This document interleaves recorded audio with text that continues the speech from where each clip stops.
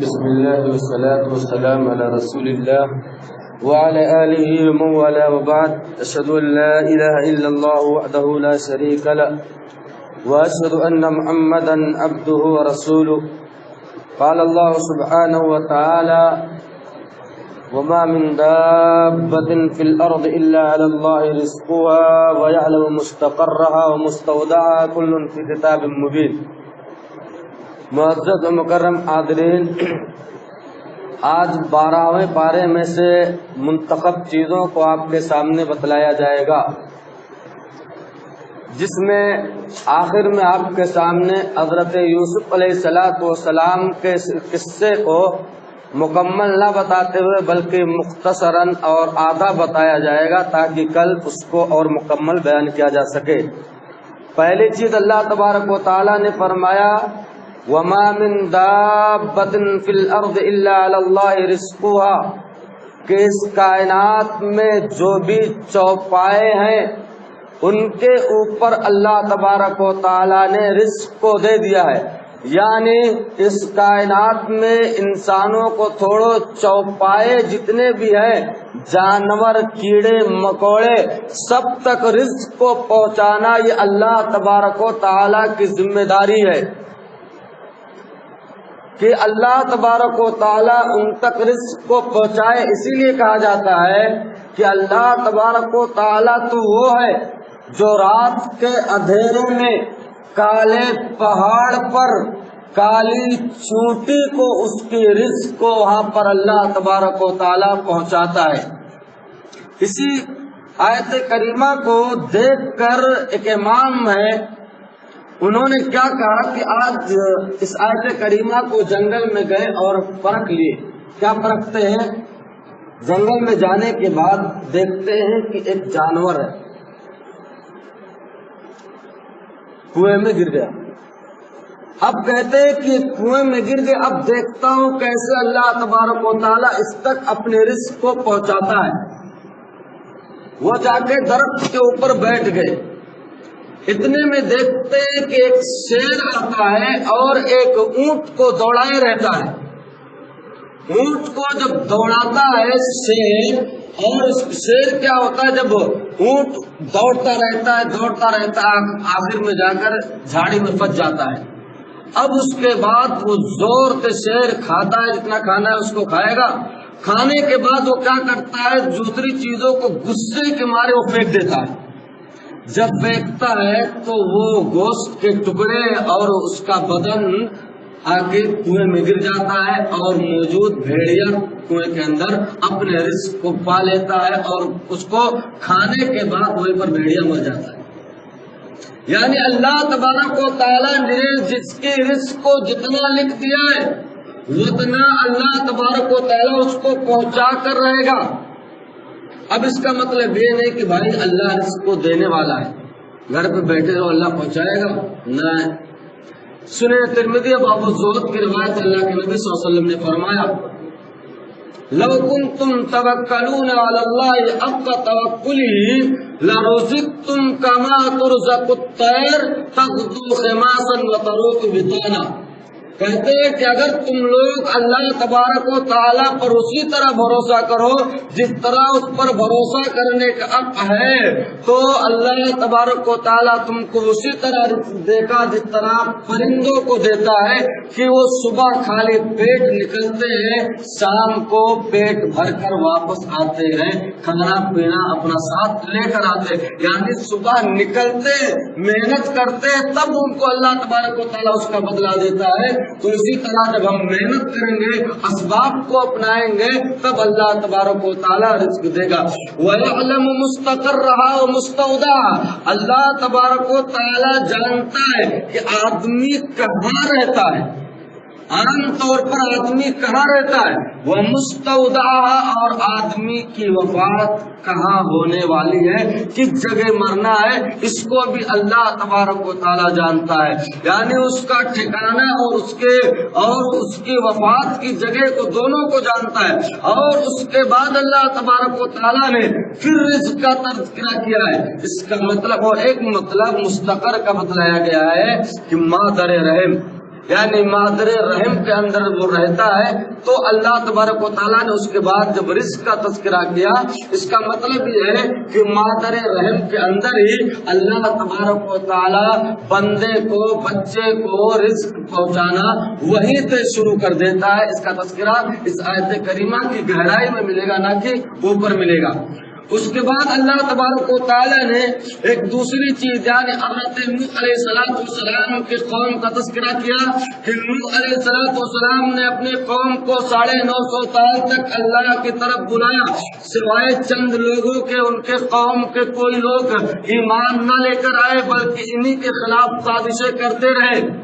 اب اس کے بعد اللہ تبارک و تعالیٰ نے اس قوم کو ہلاک کرنا چاہا، تو حضرت موسیٰ حضرت نوح علیہ السلام سے فرمایا کہ نوح ایک کام کرو، تم کیا کرو، ایک کشتی بنا لو، کشتی بنانے کے بعد قل نحمل فیہا من کل زوجین اثنین، اب اس میں تم ہر جانور کے جوڑوں کو سوار کر لو اور اس میں بٹھا لو۔ اب جب ان کو بٹھا لیے، وقال اركبوا فيها بسم الله مجرها ومرساها، یعنی اللہ کا نام لے کر اب تم اس کشتی پر سوار ہو جاؤ اور اب تم کشتی کو اپنے چلا دو۔ حضرت نوح علیہ السلام جب کشتی کو بنا لیتے ہیں، کشتی بنا لینے کے بعد وہ واقعہ لمبا ہے کہ ان کی قوم مذاق اڑاتی ہے یا کیا کرتی ہے، بہت ساری تفصیل ہے جس میں اکثر روایتیں اسرائیلی ہیں، اس لیے ان کو بیان کرنا مناسب نہیں ہے۔ حضرت نوح علیہ السلام نے کشتی بنائی اور اس میں ہر جاندار کو سوار کر لیا۔ سوار کرنے کے بعد اللہ تبارک و تعالیٰ نے جب سیلاب نازل کر دیا، تیز و آدھی نازل فرما دیا، اور اس کے بعد حضرت نوح علیہ السلام اپنی کشتی لے کر چل رہے تھے، قوم کے نافرمان لوگ اس میں ڈوب رہے تھے۔ حضرت نوح علیہ السلام نے اپنے بیٹے کو دیکھا تو کہا، بیٹے ارکب معنا، اے میرے بیٹے آجا سوار ہو جا، تو میرا نافرمان ہے چلے گا، میرا نافرمان ہے چلے گا، لیکن اللہ کے بندے آجا سوار ہو جا، تم میرا بیٹا آجا سوار ہوگا۔ کہا نہیں، میں پہاڑ پہ چڑھ جاؤں گا، بچ جاؤں گا وہاں پہ۔ وقیل یا ارض ابلعی ماءک ویا سماء وقید الماء وقضی الامر واستوت الجودی۔ اس سے پہلے ہے کہ اللہ تبارک و تعالی نے وحال بینہم الموج فکان من المغرقین، یہ دونوں بات کر رہے تھے کون؟ نوح علیہ السلام اور ان کا بیٹا۔ اب اسی میں ایک موج آئی اور وہ اسی پانی کے اندر ان کا بیٹا غرق ہو گیا، ڈوب گیا۔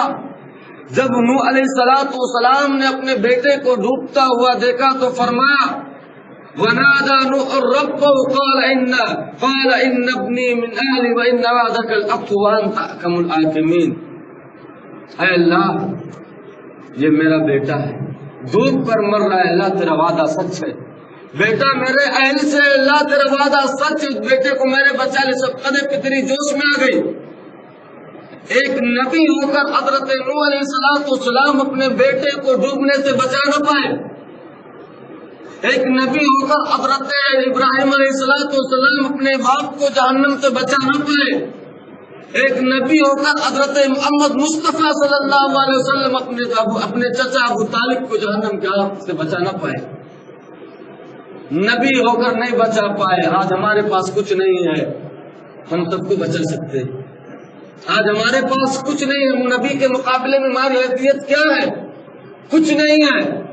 آج ہم ٹھیکہ لیتے ہیں، میں نے بعض جگہوں پر دیکھا ہے کہ کچھ لوگ ٹھیکہ لیتے ہیں جنت کا۔ پہلے اپنے آپ کا ٹھیکہ لے لو، اس کے بعد دوسروں کا لو۔ تمہارا ٹھیکہ لینے سے تم خود ہی جہنم کی طرف چلے جاؤ گے۔ جب اللہ تبارک و تعالیٰ نے یہ سنا کہ نوح اپنے بیٹے کے سوال کر رہے ہیں، اپنے بیٹے کے بارے میں کہا ہے، نوح یا نوح انہ لیس من اہلک انہ عمل غیر صالح فلا تسألنی ما لیس لک به علم انی اعظک ان تکون من الجاہلین۔ اے نوح، آپ کا بیٹا آپ کے علم میں سے نہیں ہے، اس کے عمل غیر صالح نیک نہیں ہے، آپ اس چیز کے بارے میں سوال کیوں کرتے ہیں جس کا آپ کو علم نہیں ہے؟ انی اعظک من ان تکون من الجاہلین، کہ ایسا نہ ہو کہ میں پناہ چاہتا ہوں کہ تم جاہلوں میں سے نہ ہو جاؤ۔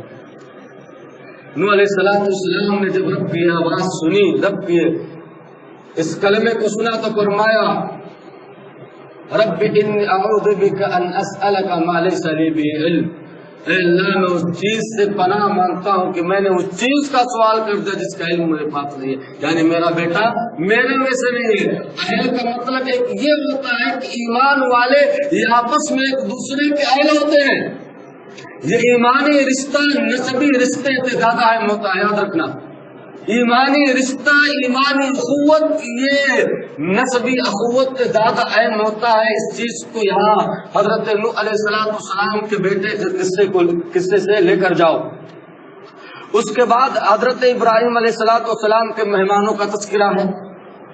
وَلَقَدْ جَاءَتْ رُسُلُنَا إِبْرَاهِيمَ بِالْبُشْرَىٰ قَالُوا سَلَامًا قَالَ سَلَامٌ فَمَا لَبِثَ أَن جَاءَ بِعِجْلٍ حَنِيذٍ۔ حضرت ابراہیم علیہ السلام کے پاس فرشتے آئے، 2 فرشتے آئے ان کے پاس، اور انہوں نے آتے ہی سلام کیا۔ ابراہیم علیہ السلام نے سوال کا جواب دیا اور بلا کسی تکلف کیے ہوئے حضرت ابراہیم علیہ السلام نے بھنا ہوا بچڑا لا کر پیش کر دیا ان کے سامنے۔ اب پیش کر دیا تو وہ لوگ کھا نہیں رہے۔ کہتے ہیں دوسری جگہ اللہ تبارک و تعالیٰ نے فرمایا کہ حضرت ابراہیم نے کہا کہ آپ لوگ کھاتے کیوں نہیں؟ انہوں نے کہا اللہ تخف، آپ ڈرو مت۔ جب کھاتے ہوئے نہیں دیکھا ابراہیم علیہ السلام ڈر گئے کہ کون سے لوگ ہیں؟ کہ اللہ تخف انا ارسلنا الی قوم آپ کی طرف نہیں آئے، ہم آپ کے بھائی لوط علیہ السلام کی طرف آئے ہیں تاکہ ان کی قوم کو دردناک عذاب میں مبتلا کر دیں ان کے گناہوں کے پاداش میں۔ اب یہاں پر رک کر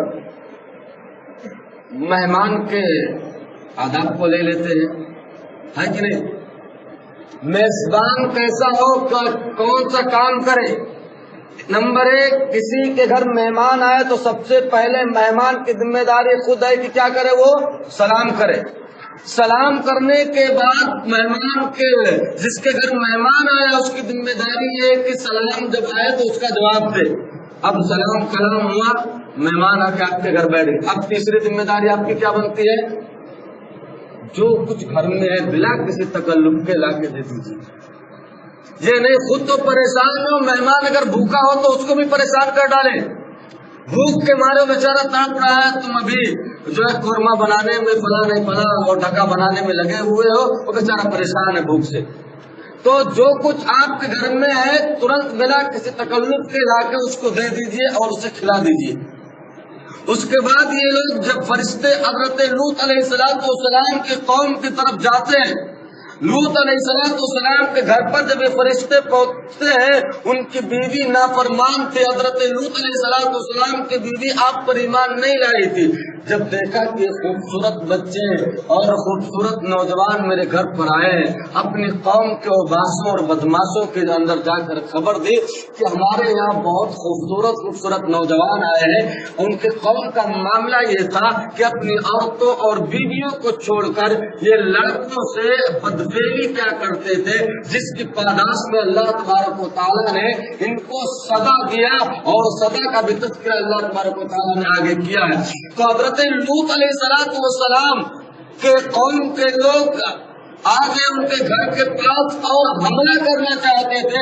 لوط علیہ السلام نے اپنے گھر کا دروازہ بند کر لیا اور فرمایا قال یا قوم هؤلاء بناتی هن اطهر لكم، اے میری قوم کو لوگو یہ میری بچیاں ہیں، جاؤ تم ان کا جو کرنا کرو، اللہ کے واسطے تم میرے مہمانوں کے ساتھ کچھ غلط کام کرنے کی کوشش نہ کرو۔ مہمانوں نے حضرت لوط علیہ السلام کو تسلی دی اور کہا کہ لوط علیہ السلام آپ گھبرائیے نہیں، فلما جاء امرنا فجعلها عالية سافلة وامطرنا عليها حجارة من سجيل۔ کہتے ہیں کہ اللہ تبارک و تعالیٰ نے پھر اس قوم کے اوپر، اس نافرمان اور گندی قوم کے اوپر اللہ تبارک و تعالیٰ نے اس قوم کو کیا کرتے ہیں، فرشتے اوپر لے جاتے ہیں، نیچے گرا دیتے ہیں، پھر اس کے بعد بیچ میں اس قوم کو، اس پوری بستی کو घुमा देते हैं नीचे ऊपर करने के बाद अल्लाह तबारक व तआला उस कौम को जमीन के अंदर तह बतह धसाता है और उनके ऊपर पत्थरों की बारिश फरमा देता है। उनके ऊपर पत्थरों की बारिश अल्लाह तबारक व तआला कर देता है। और उसके बाद लूत अलैहिस्सलाम का शहर का नाम शहर सुदूम है। और उसके बाद अल्लाह तबारक व तआला ने उस कौम की जो है बदफेली वगैरह का तस्करा किया है। लूत अलैहिस्सलाम का शहर जो था वो सदूम था। आदाब की वजह से उस कौम की जो है बस्ती जो थी सतह समुंदर थे। समुंदर को छोड़ो, समुंदर की गहराई से भी 400 मीटर तक नीचे चली गई थी और दब गए थे, जिसे आज हम और आप क्या कहते हैं, बहर मुर्दार कहते हैं, डेड सी कहते हैं, वगैरह वगैरह हम और आपने और लोग उसका नाम दिए हैं। अल्लाह तबारक व तआला ने उस कौम के लिए उस कौम को निशान इबरत बना दिया।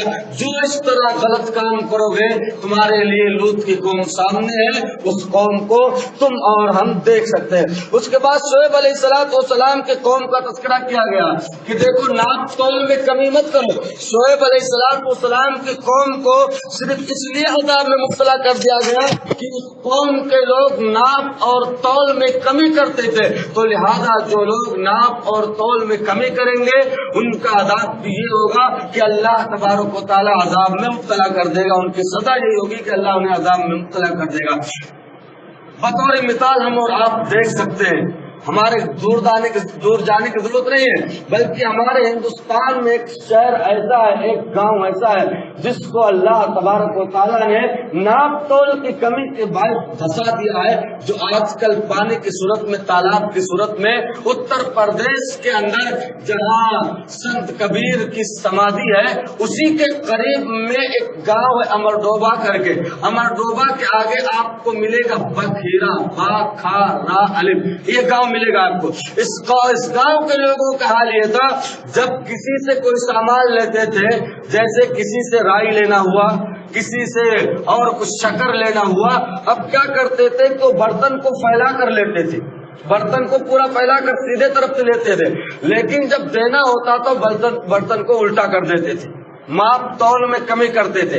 उसके बाद अल्लाह तबारक व तआला ने उस कौम के लोगों को तबाह बर्बाद कर दिया और पूरे कौम को, पूरे गांव के लोगों को अल्लाह तबारक व तआला ने जमीन के अंदर धसा दिया और आजकल वो तालाब की सूरत अख्तियार कर गया है। अगर मशीनें न लगाई जाए पानी खींचने के लिए तो हमेशा वो इलाका सैलाब ज़दा रहेगा, हमेशा उसके अंदर सैलाब रहेगा। आप और हम उसको नेट के अंदर देख सकते हैं, अभी भी वो चीज मौजूद है। दूसरी चीज अल्लाह तबारक व तआला ने आखिर में फरमाया, वला तरकनु इल्ला लल्लज़ीना ज़लमू फतमस्सकुमुन नार, ऐ लोगों तुम जालिमों के साथ मत रहो, उन लोगों के साथ मत रहो जिन लोगों ने जुल्म किया है। अगर तुम उनके साथ रहोगे तो तुमको भी अल्लाह का अज़ाब आ सकता है। जालिमों से मुराद इब्न अब्बास वगैरह, इसी तरह इमाम मुजाहिद रहमतुल्लाह कहते हैं कि जालिम से मुराद ये है कि मुशरिकों के साथ, बिदातियों के साथ, काफिरों के साथ आप न रहो। हो सकता है अल्लाह का अज़ाब उन्हें आए, आप साथ में रहते हैं इसलिए साथ में अज़ाब तुमको भी आए। और इसीलिए कहा गया है कि जो है सुहबत सालेह तुरा सालेह कुनन, सुहबत सालेह तुरा सालेह कुनन, नेकों की सोहबत अख्तियार करोगे नेक बुरो बनोगे, बुरों की सोहबत अख्तियार करोगे बुरे बनोगे। जैसी संगत वैसी रंगत, हमें और आपको ये मकूला अच्छी तरीके से मालूम है। अल्लाह तबारक व तआला ने आगे फरमाया इन्नल हसनात युज़हिबन सय्यात, देखो नेकियां करने से क्या होता है, बुराइयां खत्म हो जाती है। लिहाजा जब तुमसे कोई बुराई सादिर हो जाए उसके बाद तुम नेकी कर लो ताकि अल्लाह तबारक व तआला तुम्हें और हमें माफ फरमा दे। ये इतना तज़किरा आपके सामने आज किया गया। मैं सोचता था कि हजरत यूसुफ के वाक़े को मुकम्मल आप बयान कर दो, लेकिन हजरत यूसुफ के वाक़े को मुकम्मल इंशाअल्लाह انشاءاللہ کل بیان کیا جائے گا، اور اس کی تاکہ آج آدھا رہے کل آدھا رہے تو تمہیں مزہ نہیں آئے گا، بلکہ جب سلسلہ پر مکمل طور پر سنیں گے تو آپ کو سنتے ہوئے مزہ آئے گا اور مجھ کو بتلاتے ہوئے مزہ آئے گا، اور دونوں کو اس میں جو نکات میں تفصیل واقعی کی تفصیل نہیں بتاؤں گا، بلکہ اس کے اندر جو ہمیں درس ملتا ہے، نکات ملتے ہیں، اس کی تفصیل میں آپ کے سامنے رکھوں گا۔ اللہ تبارک و تعالیٰ سے دعا ہے کہ بار الہ تو ہمیں کہنے اور سننے سے زیادہ عمل پیرا ہونے کی توفیق عطا فرما۔ آمین واخر دعوانا الحمدللہ رب العالمین۔